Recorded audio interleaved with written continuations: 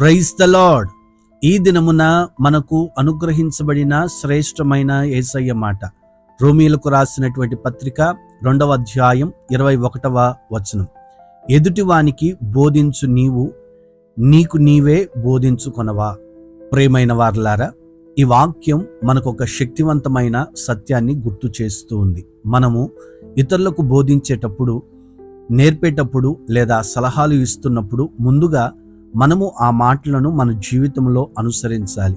బోధించడం సులభం, కానీ ఆచరించడం గొప్ప సవాలు.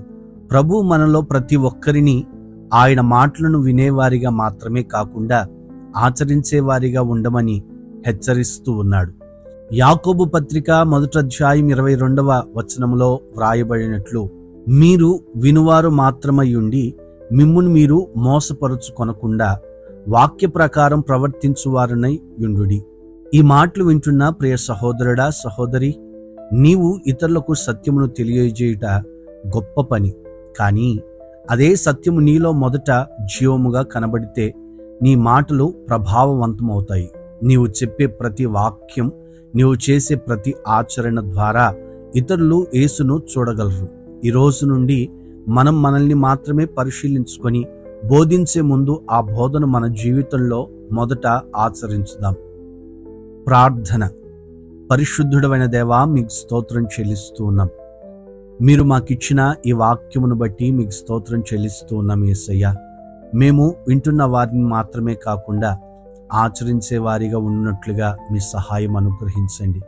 మేము ఇతరులకు బోధించేటప్పుడు వాటికంటే ముందుగా మమ్మల్ని మేము వాక్యానుసారముగా సిద్ధపరుచుకున్నట్లుగా, సరిచేసుకున్నట్లుగా మీ సహాయమును మీరు మాకు అనుగ్రహించండి. మా జీవితంలో మీ సత్యమును ప్రతిబింబించేటట్లుగా మా జీవితాలని ఆశీర్వదించమని కోరుకుంటూ ఉన్నాం. ఇలా మీ నామ ఘనత నిమిత్తమై మీ కొరకు మమ్మల్ని మేము సరిచేసుకుని మీ ఎదుట నిలబడినట్లుగా మీ సహాయము దయచేయమని యేసు నామమున ప్రార్థిస్తున్నాము తండ్రి. ఆమేన్, ఆమేన్. God bless you. ఇది మొదలుకొని దేవుని యొక్క వాక్యానుసారముగా మన జీవితాలు మొదట కట్టుకొని ఇతరులకు బోధించేవారిగా మార్చబడుదుముగాక. ఈ సందేశము ఇంకా అనేకులకు ఆశీర్వాదకరముగాను రక్షణగాను ఉండునట్లుగా షేర్ చేయండి.